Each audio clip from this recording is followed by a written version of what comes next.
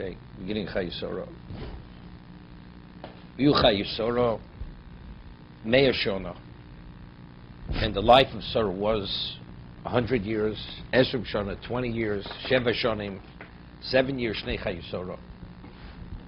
These were the years of the life of Sarah. So, it's obvious, right? So Rashi himself addresses it, name of the Chazal. If she lived 127 years, evidently those were the years of the life of Sarah. So Rashi says on the beginning, which again, I always like to start because there's always something new you see in the parsha. L'kach nichtav shana b'chol klau uklau. When we speak about each grouping of years, it says shana. Lom loch shkol echod nidrish la'atzmo, to tell us each one has to be explained independent of the other. Bas kufke bas chov l'chet. When she was 100, she was the equivalent of 20 for chet.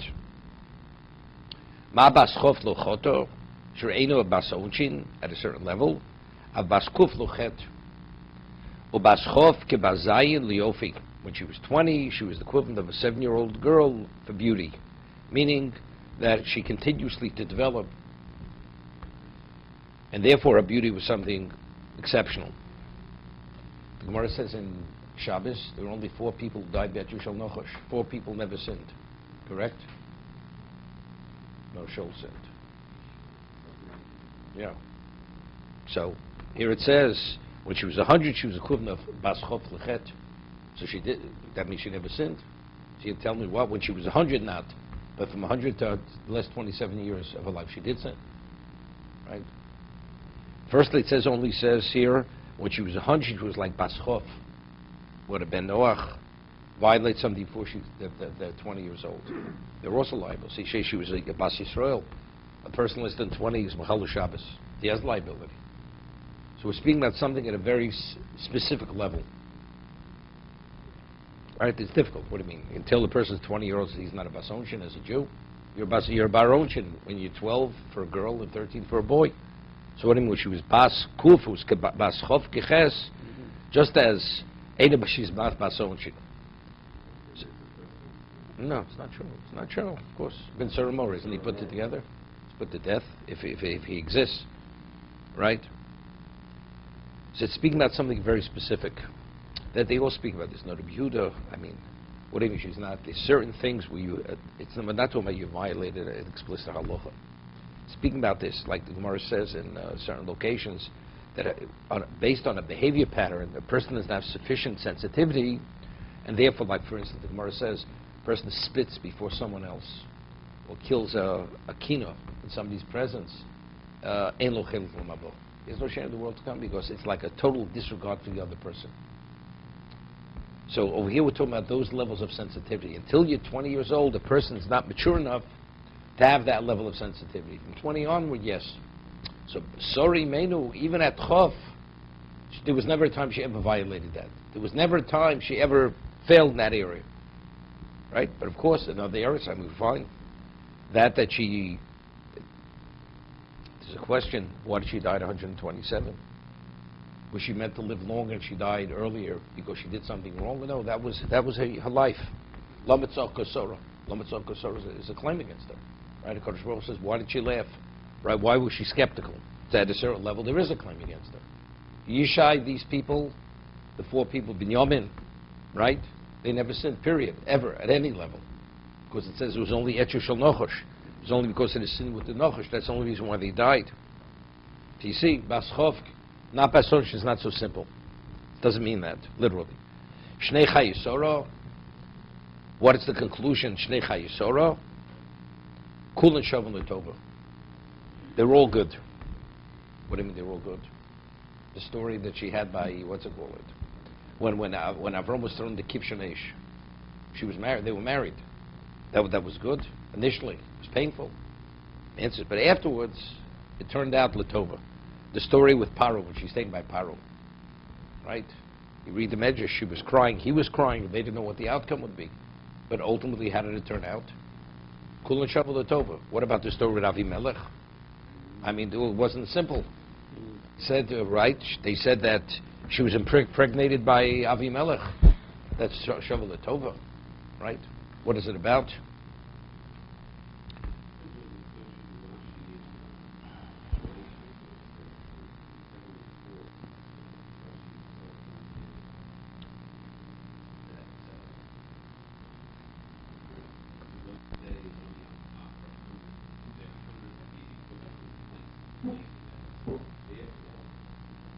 But that doesn't apply to, so that applies to the, no. That applies to B'nai Noach.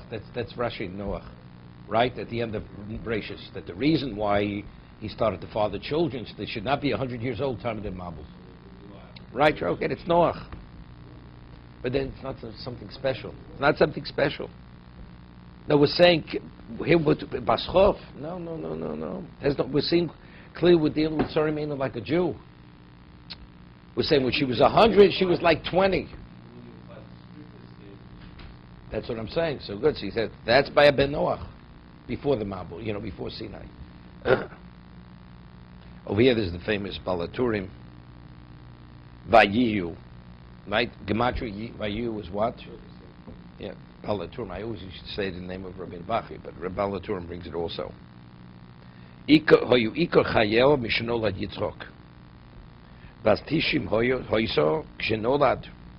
Right? She was 90 when she gave birth, so she lived to 127. So by you, those 37 years, that was the life of Sarah Meina. The years that she had Yitzchok. Now you can understand why. If that was her life, when she heard that he was killed, or she imagined he was killed, that's the reason why she couldn't deal with it. That's why she died. The years. No, I'm not going to last. Vayiyu Chayei Sarah. Shnei Chayei Sarah. Maybe. No, because you could say really she should have lived longer, but because of the chet, she had a chet. You know that. Mara says that because she said Yishbar Hashem Beini V'Necha. She said, let Hashem judge between us. So the Gemara says that a person who calls God's judgment on another person, he's subject to that same standard, which is Midas Adin. And that's why she died at 127. So there's a question, the Orach HaMekot speaks about this. What does that mean? Does it mean that her life was shortened? Because according to Midas Adin, a person should live longer, but he doesn't live all. Or does it mean no? It means the manner in which she died. She could have died peacefully. She died with this pain, believing that Yitzchak was killed. That's a question.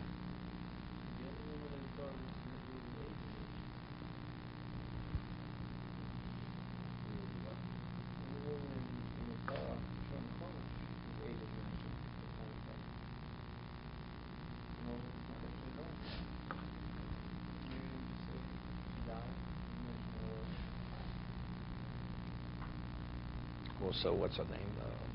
Sarah Basosha also. She's listed. She doesn't mention when she died.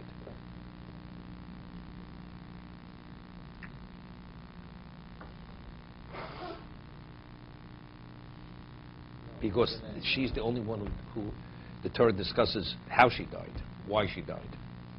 That's why it talks about her age.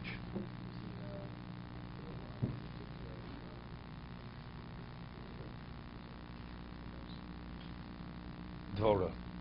But Thomas Dvorah doesn't say. That doesn't say how old she was. Does it? Just that she died. So it's to allude to the passing of Rivka. That's why it mentions her death. Otherwise, Minekes Rivka.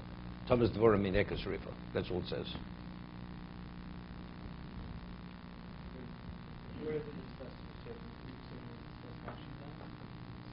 Sure, last week's parsha.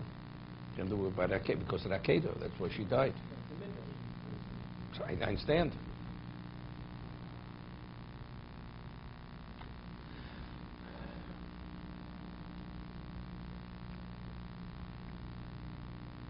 Next pasuk. But Thomas Sora but Chayei Sarah. He Chevron Beretz Canaan. She passed away in Chayei Sarah, which is Hebron in the land of Canaan. V'yova Avram Lispel to serve the Kosov. So over here Rashi says, what's Chayei Sarah? Why is it called the Kirya of four? Al Shem Arba Nokim Shoyushom, the four giants. Achiman Sheishay Talmud V'Abiyam. So what does the Torah has to tell? The Torah said she passed away in Hebron, right? Because we want to know the location of the Marsa Machpelah. What's the value of telling the Chayei Sarah? There were four giants. That they were giants there. What does that indicate? Right? What does that teach me? Torah is giving us information. You know, it was the Chayei of Arba. Wait, Davar Achad, another pshat. But according to the first interpretation. V'acher al Shem Arba Zugos Shenikru Sham Ish V'Ishto. There were 4 couples, man and wife. Adam v'Chavo, Avram v'Sora, Yitzchak v'Rivka, Yaakov v'Leah. Okay, special. So that's the Kiras Arba. No, we had it earlier. Rashi says it's Al Shem Osid. Something's called because of the future. It's already called like Amalek, different things we had before. No, the Torah could be telling you. Not that it's called. The Torah is telling it's called Kiryas Arba because of the future. Right? Maybe then it was called Hebron.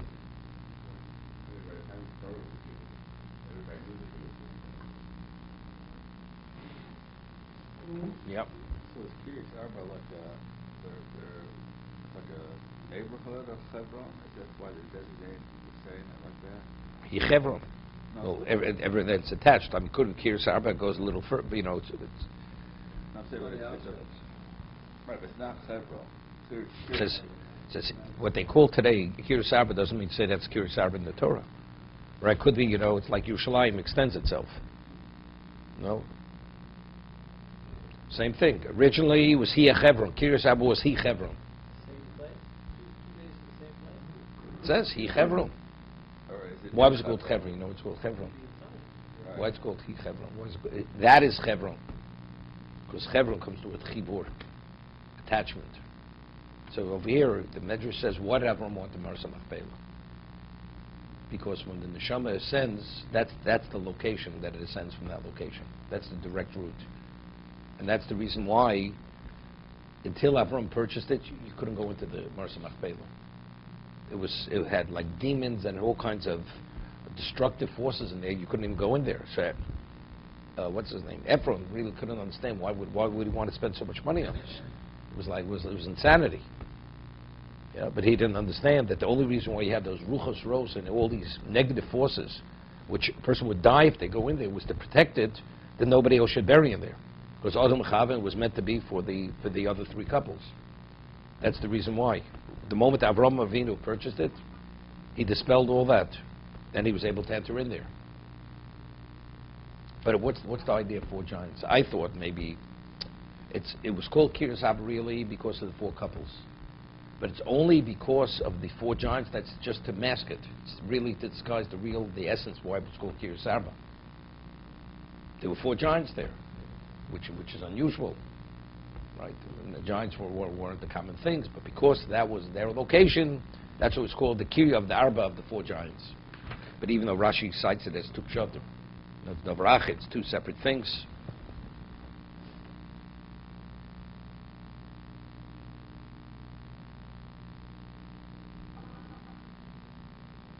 Over here, he brings us, or this elsewhere, that there was a person, his name was Arba.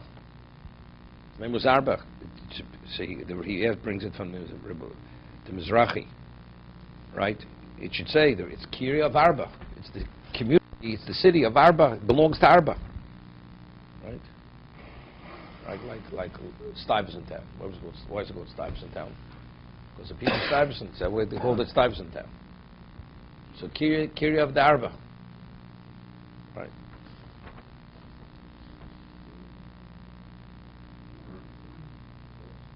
Small town.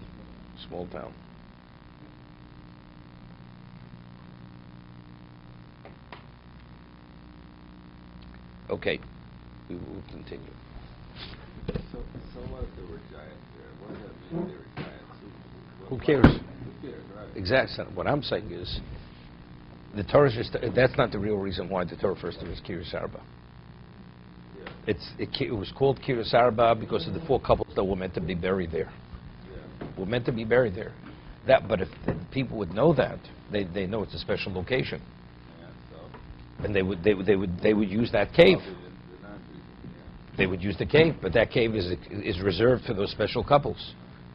So therefore, the city was called Kiryas Arba. They attributed it to the giants, not to the 4 couples that were meant to be buried there.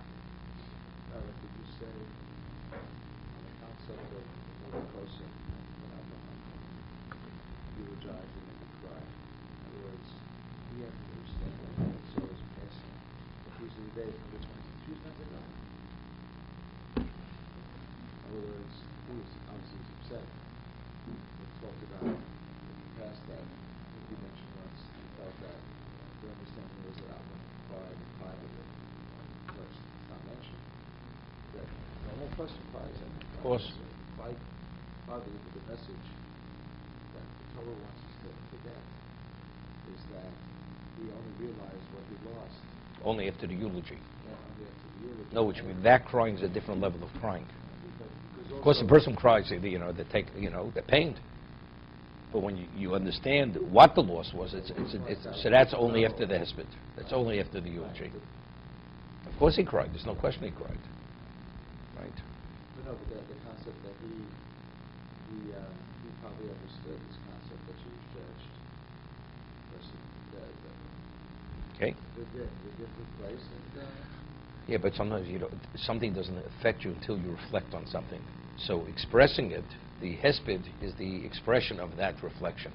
But could you say, could you say Abraham was such a control of his emotion, because he was such a tzaddik, that he actually could hold back and not cry? Anybody could suppress it. Anybody could suppress it. But why? Why should you hold back? There's no reason to hold back. I mean, crying is really covered. It's honoring the deceased. Whoever heard of a person not crying, if the person had value in your life. So why should he hold back? I mean, crying would only indicate that would be the greatest covet that he could give to his wife to communicate to the people how special she was. A person says something, and you say it, and you don't cry. So could you really mean what you're saying? If she was that, how do you not cry? So the covet is the crying also. That's part of the covet.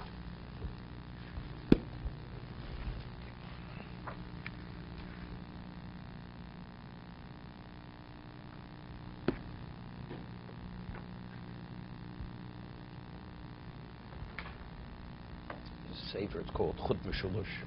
It's written by a grandson of Chassam Sofer, Kiv Eger. And over there he writes that, the Rebbe of the Chassam Sofer was the Hafloh. The Bal Hafloh. We spoke about it recently, right? Right, so Pinchas Horowitz, the Bal Hafloh, was the Rebbe of the Chassam Sofer. So the Chassam Sofer eulogized his Rebbe. When he passed away, so he asked the question, Chazal tell us that the day that Sarah was passed away, Rivka was born. Because it says, Ba Shemesh v'Zorach HaShemesh. When the sun sets, immediately the sun rises. When a tzaddik passes away, there's another tzaddik born on that day itself. And the Chazal go and show throughout history, up through even after the destruction of the second Beis Hamikdash, this person passes away, somebody was born on that day. Okay? So when a tzaddik passes away, why should one cry? Right? He's being replaced by another tzaddik. So you could say, well, usually we always say the next tzaddik is not of the same, right? Less, and each tzaddik's a little different. He said something else. He said, it's true, the tzaddik is born, but how many years does it take till that tzaddik actually becomes an effective tzaddik? The child is born as an infant. She was born, Rivka was born. But when did Rivka become Rivka? Not the moment she was born. She had to evolve and develop to be Rivka, Emmanuel. So the same thing with every tzaddik. So that you're crying not for ultimately what you're going to have, it's the gap, it's the lapse that you have between the first and the second till he reaches his level of effectiveness. That's what he said in his Rebbe. You have a lot of tzaddikim in the world now. Why a lot of tzaddikim? Who said there was somebody tzaddikim at one time? Because there's always... No, they're replaced, but not more necessarily. Why did more? Because aren't there more tzaddikim as we... I don't know. No, who said there more tzaddikim? There may be more better people, maybe more worse people. Okay?